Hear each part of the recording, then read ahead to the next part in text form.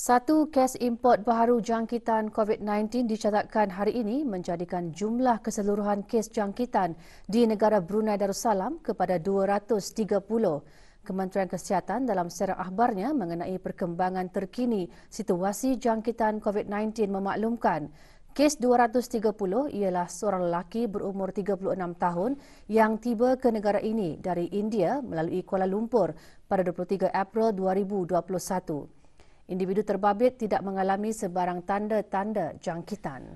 Penyiasatan dan pengesanan kontak mengesahkan tidak ada kontak terdekat, memandangkan dia dikuarantin sebaik sahaja tiba ke negara ini dan keseluruhan pengendalian perjalanan semasa ketibaan dan pengasingan diri adalah mengikut prosedur operasi standard.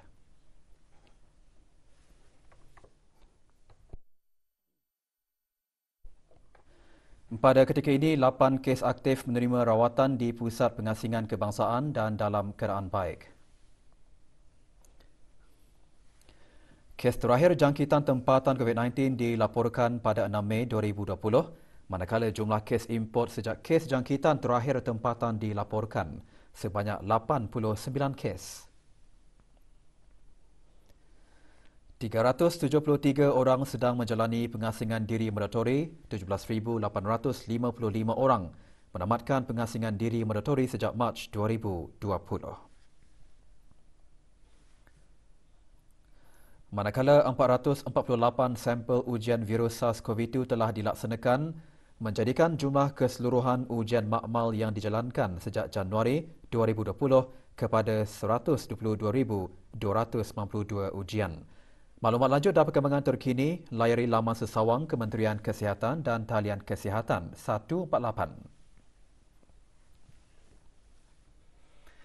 Dana Pengiran Muda Mahkota Al-Muhtadi Billah untuk anak-anak yatim Dana sangat menghargai sokongan dan sumbangan daripada para dermawan bagi sama-sama membantu Dana dalam usahanya untuk mempertingkatkan kesejahteraan hidup anak-anak yatim di negara Brunei Darussalam. Sehubungan dengan itu, pagi tadi Dana menerima sumbangan berjumlah RM60,300 daripada 72 orang ahli Persatuan Fuzhou Siyi, Brunei. Sumbangan diterima oleh Yang Berhormat bin Datuk Laila Raja, Meja Jeneral Bersara Datuk Paduka Seri Haji Awang Halbi bin Haji Muhammad Yusof, Menteri Pertahanan kedua selaku pengerusi Lembaga Pemegang Amanah Dana. Sumbangan disampaikan oleh Jackson Ting Jack Hing, pengerusi persatuan tersebut, dan timbalannya Dr. Andy Lau Si Chuang. Juga hadir Yang Berhormat Datuk Seri Sedia Dr. Haji Muhammad Isham bin Haji Jaafar, Menteri Kesihatan selaku Ahli Lembaga Pemegang Amanah Dana, dan Dr. Nur Imtihan binti Haji Abdul Razak, Setiausaha Tetap Perancangan Guna Tanah dan Alam Sekitar di Kementerian Pembangunan selaku Pemangku Ketua Pegawai Eksekutif Dana.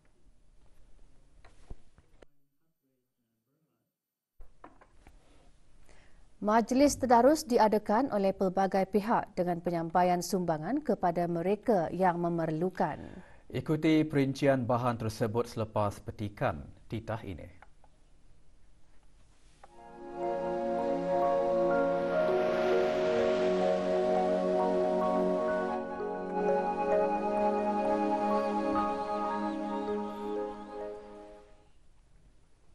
Dalam mengambil keberkatan bagi meraih ganjaran pahala yang berlipat kali ganda dalam bulan suci Ramadan, Badan Tanmiah Harta Majlis Ugama Islam Brunei mengadakan Majlis Khatam Al-Quran. Majlis berlangsung lewat petang kemarin di Masjid Ar-Rahman, Kampung Tanjung Bunut.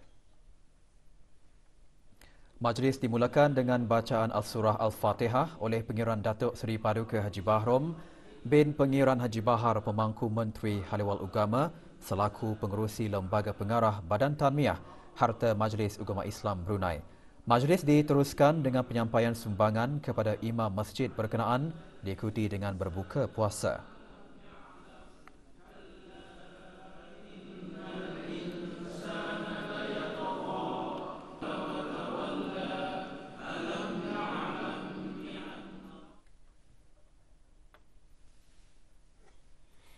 Majlis Tadarus Al-Quran Anjuran Badan Kebajikan dan Sukan Jabatan Majlis-Majlis Mesyuarat berakhir dengan pembacaan Al-Quran 30 juzuk lewat petang kemarin di surau jabatan berkenaan. Hadir yang dimuliakan Pihin Orang Kaya Pekerma Jaya, Datuk Paduka Awang Haji Judin bin Haji Asar, Setiausaha Majlis Mesyuarat Menteri-Menteri Kabinet dan Jurutulis Majlis-Majlis Mesyuarat. Majlis diselajurkan dengan penyampaian sumbangan kepada 2 orang kaki tangan jabatan berkenaan.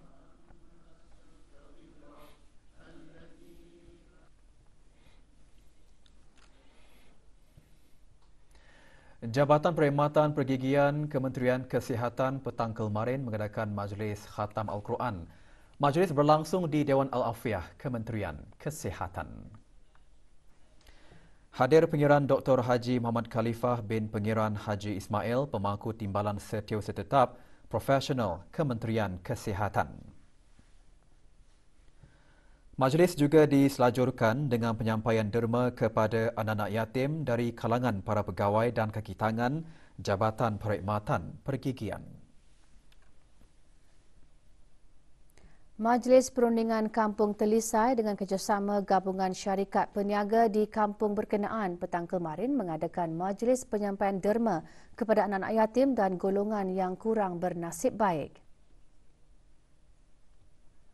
30 buah keluarga yang kurang berkemampuan di Kampung Telisai menerima bantuan keperluan sempena Hari Raya Aidilfitri. Penyerahannya disempurnakan oleh Awang Haji Haizul Rizal bin Haji Yahya, Pemangku Penolong Pegawai Daerah Tutong. Juga hadir Ahli Majlis Mesyuarat Negara.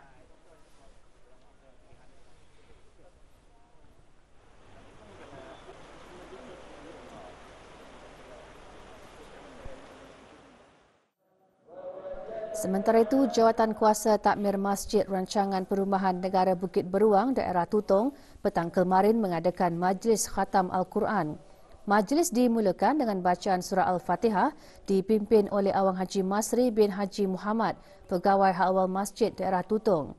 Majlis diteruskan dengan penyampaian derma kepada 50 orang anak yatim dari Kampung Bukit Beruang dan sekitarnya. Sumbangan tersebut bertujuan memberi keceriaan kepada anak-anak yatim sebagai persediaan mereka menyambut kedatangan Hari Raya Aidilfitri.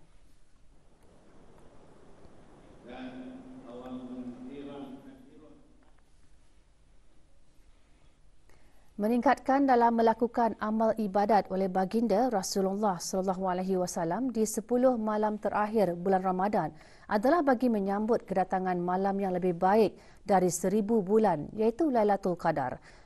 Lailatul Qadar adalah satu malam yang istimewa yang dianugerahkan oleh Allah Subhanahu Wa Taala bagi memuliakan umat Nabi Muhammad SAW, dan anugerah ini tidak pernah diberikan kepada umat-umat yang sebelumnya.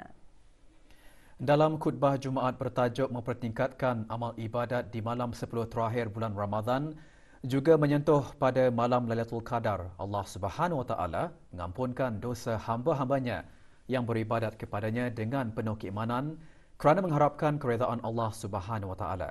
Oleh itu, kita hendaklah memperbanyakkan dan melipat gandakan ibadah dan amal kebajikan bagi merebut kelebihan dan keuntungan yang tidak ternilai harganya itu. Sesungguhnya Lailatul Qadar itu tidak ditentukan saat dan waktunya, kerana ia adalah perkara rahsia dan hanya Allah Subhanahu Wa Taala sahajalah yang Maha mengetahui.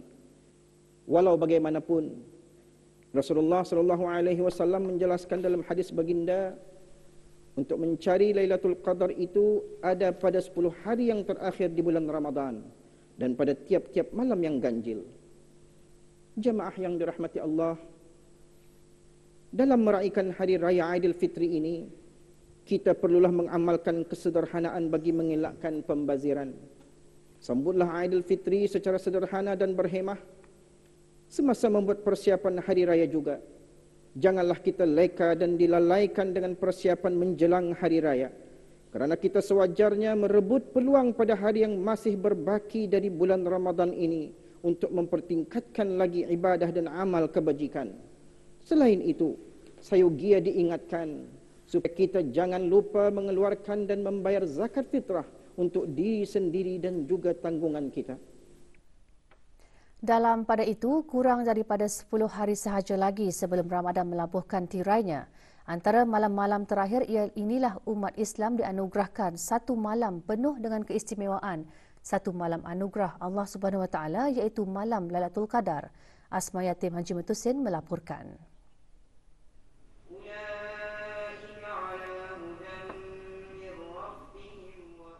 Pencarian Lailatul Qadar pada malam 10 terakhir Ramadan masih belum berakhir dan umat Islam digalakkan supaya terus mempertingkatkan amalan-amalan ibadat kepada Allah Subhanahu Wa Taala. Mengerjakan amal ibadat pada malam-malam berkenaan dikatakan mempunyai nilai yang berlipat ganda kerana ganjaran pahala dari amal ibadat yang dikerjakan terutama pada malam-malam terakhir adalah lebih baik daripada 1000 bulan. Antara kebesaran Lailatul Qadar merupakan malam di mana Allah Subhanahu Wa Taala mengampunkan dosa-dosa bagi mereka yang beribadah dengan penuh keikhlasan serta mengharapkan keredaannya. Selain mengerjakan sembahyang sunat tarawih, pelbagai ibadah yang lain juga boleh dilakukan seperti berdoa, beristighfar, membaca Al-Quran, berzikir, qiyamul lail dan berselawat. Lebih-lebih lagi 10 malam terakhir ini adalah lebih baik memperbanyakkan amalan ibadah agar mendapat satu malam Lailatul Qadar yang penuh keberkatan dan mempunyai keistimewaan. Apa yang penting di samping kita membuat persiapan menyambut Hari Raya Aidilfitri, jangan pula kita melupakan kepentingan merebut peluang akhir yang disediakan Allah, iaitu menggandakan amalan ibadah selagi kita masih ditemukan dengan bulan Ramadan yang mulia ini. Semoga ibadah puasa yang kita kerjakan sepanjang bulan Ramadan ini diterima dan mendapat ganjaran daripada Allah Subhanahu Wa Taala. Laporan Asma Yatim Haji Metusin untuk Berita RTB. Urus setia program keagamaan Belia Pusat Dakwah Islamiah melalui kumpulan Belia Mu'alaf Asy-Syahadah dengan kerjasama Persatuan Persahabatan Brunei China lewat petang kemarin mengadakan program lawatan masjid dan iftar mahabah 1442 Hijrah. Majlis berlangsung di Jami'ah Sri Hasanal Bolkiah, Kampung Kiarong. Hadir Dr. Haji Nur Arfan bin Haji Zainal, Rektor Universiti Islam Sultan Sharif Ali Yunisa dan Ahli Majlis Agama Islam Brunei. Seramai lebih kurang 150 orang menyertai program berkenaan.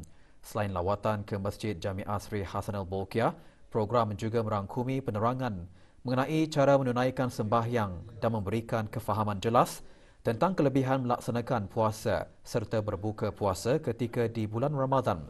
Acara juga diselajurkan dengan penyampaian sumbangan dari Persatuan Persahabatan Brunei China bagi tabung khairat Pusat Dakwah Islamiah.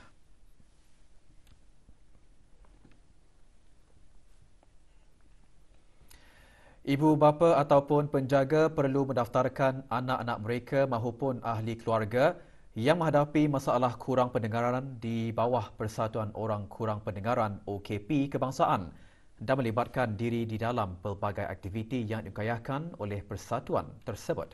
Ketua Bahagian Perkhidmatan Bantuan Khusus Masalah Pendengaran Unit Pendidikan Khas Kementerian Pendidikan semasa ditemui RTB di Majlis Penyampaian Sumbangan beg makanan bagi kegunaan waktu bersahur dan berbuka puasa pagi tadi berharap bagi penyertaan aktif mereka yang kurang pendengaran. Ini adalah untuk semua orang-orang yang mengalami masalah pendengaran. Oleh itu, jangan diambil ringan.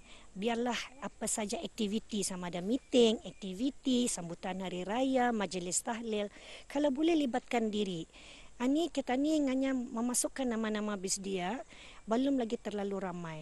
Memandangkan banyak lagi di luar sana yang mengalami masalah pendengaran tetapi belum berdaftar. Dan aktifkan diri supaya Persatuan Orang Kurang Pendengaran ini boleh berjaya menyokong, menyatukan orang-orang kurang pendengaran di negara Brunei Darussalam. Bukan saja orang lokal ataupun orang tempatan, malah ibu bapa yang ada anaknya ataupun ekspatriat yang bekerja di negara Brunei Darussalam, kalau boleh daftarkan anak mereka. Beberapa individu OKP menerima sumbangan beg makanan daripada Persatuan OKP Kebangsaan bagi kegunaan waktu bersahur dan berbuka puasa.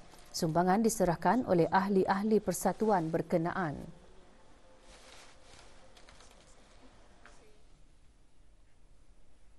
Brunei River Cruise antara salah satu tarikan pelancong di negara ini yang mendapat sambutan pengunjung tempatan dan luar negara. Brunei River Cruise menawarkan pelbagai pakej dan perkhidmatan yang menarik. Ia mempunyai keistimewaannya yang tersendiri yang mana kapal ini juga menyediakan hidangan atas kapal mengikut permintaan pelanggannya. Brunei River Cruise diperkenalkan oleh anak tempatan sendiri dalam usahanya memberikan peluang dan pengalaman kepada orang ramai untuk mengenali dan menyusuri Sungai Brunei yang penuh sejarah. Kapal ini juga mempunyai tahap keselamatan mengikut piawaian antarabangsa dan di bawah kelas Bureau Veritas yang mana mampu menampung kapasiti maksimum seramai 60 orang penumpang. Sementara itu, perusahaan pembuat songkok tradisional yang dikenali sebagai Aisma Songkok mula beroperasi sepenuhnya di Kompleks Perindustrian Beribi sejak tahun 2005. Dengan kemahiran yang ada, pengusaha songkok ini berusaha mempelbagaikan lagi pembuatan songkoknya dari segi corak, warna dan jenis kainnya serta mengambil kira citarasa pelanggan. Ikuti paparan bahan-bahan tersebut dalam berita ekonomi Ahad ini, 9 Mei pukul 7 malam melalui saluran RTB Perdana dan siaran ulangan pada hari Isnin 10 Mei pukul 2.30 petang.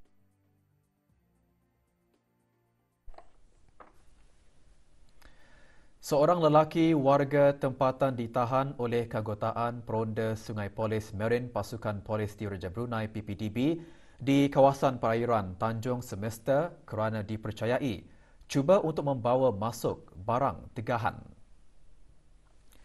Semasa rondaan di kawasan perairan Sungai Brunei, Polis Peronda berjaya menahan suspek berusia 51 tahun dan menemukan 2 paket ayam mas nugget dan 20 paket jenama Wise Choice dipercayai dibawa masuk secara seludup dan tidak sah.